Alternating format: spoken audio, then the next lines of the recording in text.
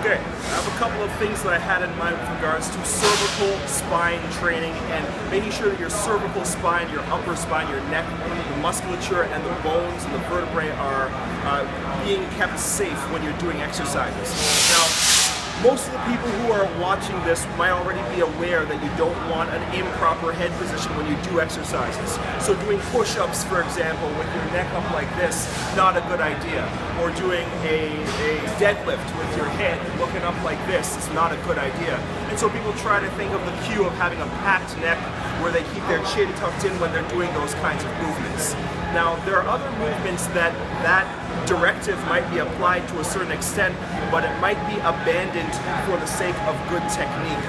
So, and a good example is when we talk about an overhead press. The directive with an overhead press would be to press the bar and get the head and chest through the window you create with your arms. So if you watch, it looks like this. You take the bar,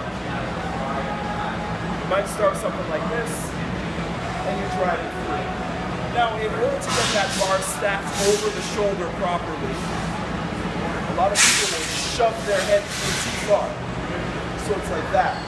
So that cranial tilt that you're putting your head through, that you're putting your neck through, might not be exactly the right place for your upper spine to be positioned. It doesn't change too much if you get your head through, but not too far through in order to get it over the shoulder, hip, knee, and ankle so that you're properly aligned. Okay? So there's a big difference between just passing the ear by your arm and driving your head all the way through to create the same angles. Okay? So it's very important to think about when you're doing an exercise. Okay? You don't want to go through too much cranial tilting when you're going through that overhead press pattern. Another area where I noticed that this directive is abandoned a little bit is when you're talking about a squat. A lot of people like to look up during the entire squat, and I don't recommend that positioning for most lifters who are doing stuff. When you're doing a squat, you want to keep the same packed neck directive. So, your positioning is like this, and people might have the right positioning at the start and go all the way down, and then all of a sudden, this begins to happen at the bottom of their squat. So when we have the chin facing up at the bottom of the squat, where the back is experiencing the most shear forces because the torso is angled, we don't want too much neck extension during that point in time. So it's not necessarily the greatest position that we want to have during our lift.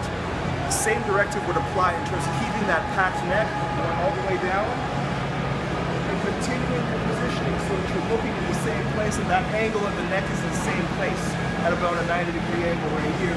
So you come up out of the squat, everything maintains. And when you do a squat this way, it's going to be a little bit safer on your neck. You don't want to have too much cranial tilting, you don't want to have too much cranial extension, you just want to have proper, solid, neutral spine throughout the entire vertebral segments, all of them. Okay? So that's pretty important tips in regards to overhead pressing and squatting that I just thought of on the fly, so I found that I just posted. And that's it.